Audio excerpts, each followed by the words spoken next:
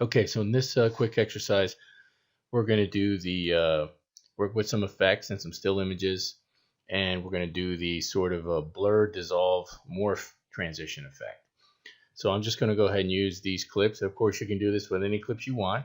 You might want to try to find some clips that have similar looks, like this here is a beach sunrise, and then this is sort of another beachy sort of, warm color kind of thing. So I'm going to start with this shot first, and I've already set up my sequence as a 1920 by 1080.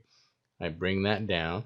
Now, if it's tiny, of course, just magnify. It's just if you see a tiny little clip like that, it's just that your timeline is zoomed out very much, and so that's going to give you a small sort of clip image. Okay. So there's my first clip. My second one is this one. I'm going to look at it, double click, pull it up in my source, and go ahead and grab it down there from my source and butt it right up against the other one. So right now these are both 5 seconds because I didn't do any editing to them. I'm just using this as an example. So I've got 2 images, and some of these might be a little bigger than my actual project settings. You can kind of tell by looking how they look here in the project panel as opposed to how they look in the source panel. So if I click on the other shot and pull that up, I can kind of see that, well, that's pretty comparable. So that's probably right around 1920 by 1080. Okay, whereas this second clip is probably a little bigger. In fact, I can right click right here in the timeline, right click, if I can make that stay. There we go. And I actually get a properties option right here. So I can check this. So sure enough, this one is, 2560 by 1600. So it's significantly bigger than our project settings, which is why it's magnified a little bit here, you see. So if I wanted to, of course, reveal more of the image, I would have to scale that and pull it out. Okay, but I'm not getting into that right now. So let's go ahead and proceed with our technique here. I'm going to close up my clips, and I'm going to come up here to the effects panel. Not to be confused with your effects control panel, right? Your effect controls panel is where your keyframes are, where you access your keyframes, create your keyframes. Your effects panel is where you have the actual effects, right? If I collapse these folders, the audio effects, transitions, video effects, and video transitions. We're going to go into video effects, open that up. We did this in class. Let's go blur, and we're going to slap a Gaussian blur on that first clip.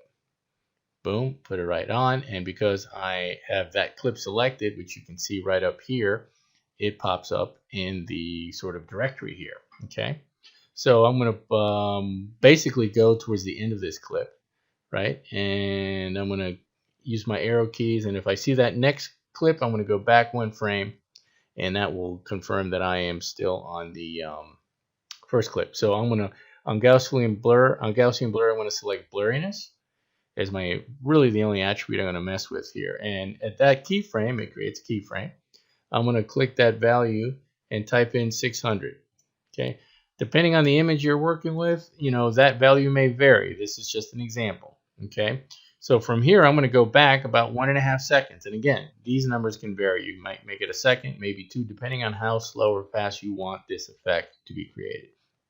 So while my playhead's still sitting on that keyframe, I'm going to come down here, right, where I have my time code, I'm going to do -115. So my playhead jumps back. I'm going to add a keyframe, and I'm going to reset that back at 0. Okay, enter. So it applies that value. So over that 1.5 seconds, I'll go from no Gaussian blur to a 600 value of the blur. So I'm going to just cue up this clip and play it back, and you'll see how it will go from being in focus to really very blurry. And then it cuts to the next image. So speaking of the next image, now I click on that. And again, if you leave your effects control panel open, when you click on that, you will see it come up right here. So you know that you're in that clip. So set that back to the very beginning. If you go too far, you'll see that blur from the last image. Go back 1 more frame, and you're sitting right on the clip that you want. Your Gaussian blur is still sitting right here in the effects panel. Click it and drag it down and paste it on your other image here, magenta morning. There's Gaussian blur. Turn on the blurriness. Boom, it adds a keyframe. Here you want to set that now. You're doing the opposite. It's an inverse technique now. You're going to go 600 to 0, right? So you're going to type in here 600, enter, and of course it's blurry. Then you're going to go forward. So I'm going to go down here to my time code, click, go +115. My playhead jumps forward, add a keyframe, change the value to 0. Boom. right? Enter. And now when you play that section back, your clip is in focus, it goes out of focus, and on the blurriness is the edit, right? And so you can see that cut point still, even though it's very blurry.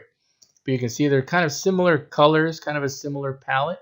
So this is a nice choice. So now to smooth that out, I simply go back up here into my effects panel.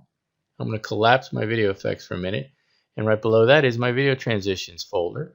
And pretend that wasn't open. There we go. Dissolve. And grab my cross dissolve, drag it down, and paste it right on the cut point. Now by default, it's going to give you a 1 second dissolve. I think that's a little long, so click on it.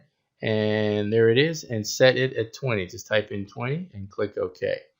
So that adds as like a little extra sort of camouflage. So as it comes in, now it sort of more gradually morphs into the other image, right? So that's a nice transitional technique combining video effects and a transition.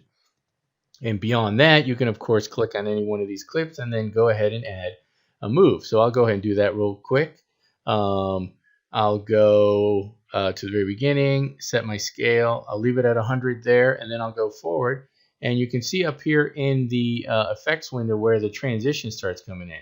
Actually put your playhead a little bit into that transition. It looks like you're on the other clip, but you're technically still affecting this clip. Add a keyframe there. In this case, let's try 115, right? So 115. So it's about a 15% scale adjustment, right? And so now you will have a nice little move going on that clip, right? And you've got your music or whatever you got going, and then it morphs and it goes into the next shot. And so now we'll do the same thing on the next shot. Click on that. It comes up here. I'll drag my playhead a little bit over into the transition area, set my scale. I'll leave that at 100 there, and then I'll go towards the end of it, and I'll set another keyframe and set that at 115, right?